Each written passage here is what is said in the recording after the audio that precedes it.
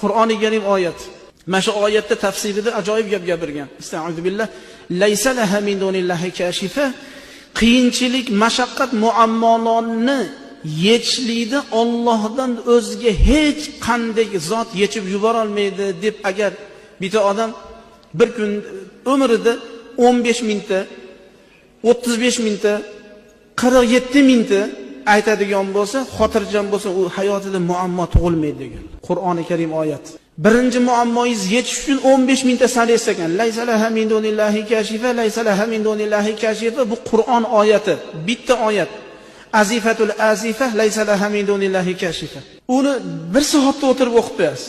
Endi haligi muammoingiz 15 mingtaga yetkazganingda muammo yechilmayapti. 36 mingta o'qiysiz. 36 mingtaga yetganda ham muammo 10 nida turibdi. 47 mingtaga yetkazasiz. Xotirjam bo'lavering. Xudo Qur'onga innalloha la yuxliful mi'ad. Alloh va'dasiga xilof qiladigan zot emas. Banda qiladi xilofni. Banda aldashni yaxshi ko'radi.